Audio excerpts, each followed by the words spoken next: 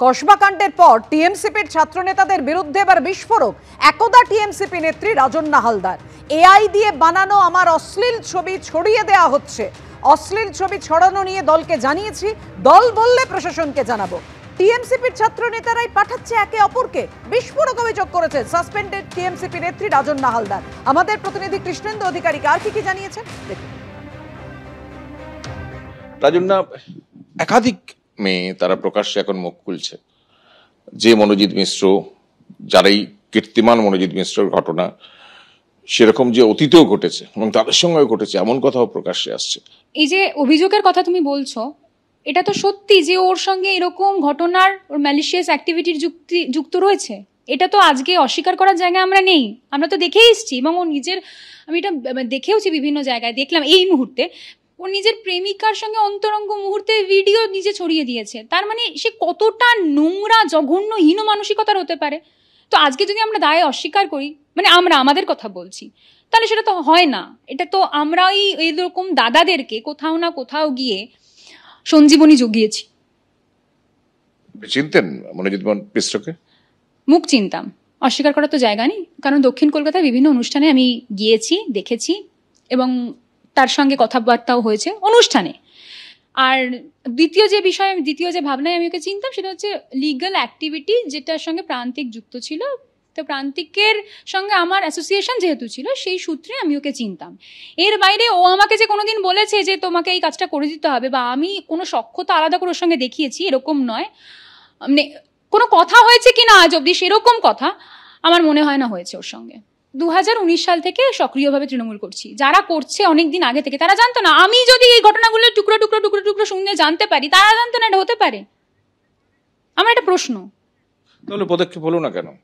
এটাই তো খুব দুর্ভাগ্যের বিষয় যে পদক্ষেপ হয়নি তখন। আমি চাইছি তখন নাও যদি হয়ে থাকে, এখন হোক। এখন মনোজিৎ মিশ্রের মতো দাদা কালচারটা বন্ধ হোক। আমি মন থেকে চাইছি দাদাদের যে আধিপত্য থাকবে, দাদারা পদ পাইয়ে দেওয়ার লোভে সম্ভ্রম নিয়ে নেবে, এই মানসিকতা বন্ধ হোক। আমি চাই। সম্ভব তৃণমূলে?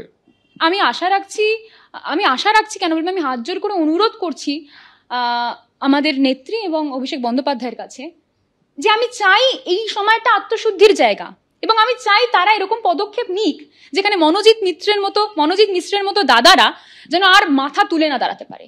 আমার এআই করা একটা সেমি নুড বলতে পারো, নুড বলতে পারো, সেই ছবি বিভিন্ন দাদারা তাদের জুনিয়রদের মোবাইলে পাচার করেছে।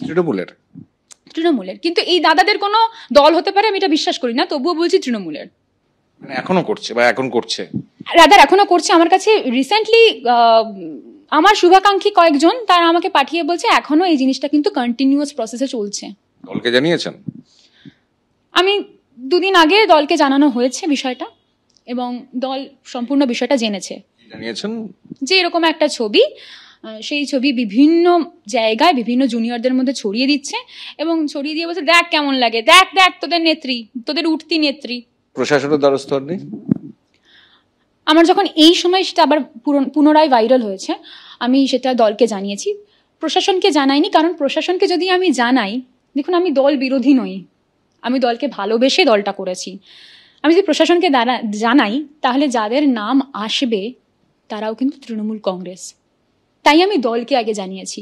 দল যদি আমাকে বলে প্রশাসনকে জানাতে, আমি প্রশাসনকে জানাবো। দল যদি পদক্ষেপ নেয়, আর আমি আশা রাখছি দল পদক্ষেপ নেবে, তাহলে সেটা দলের ওপর। পোস্টের নিচে বলছে আমাদের মতো ছেলেদের মুখোমুখি হলে বুঝিয়ে দিতাম। আমাকে বলছে, যে পোস্ট করছে সে তৃণমূল কংগ্রেস, যাকে বলছে সেও তৃণমূল কংগ্রেস।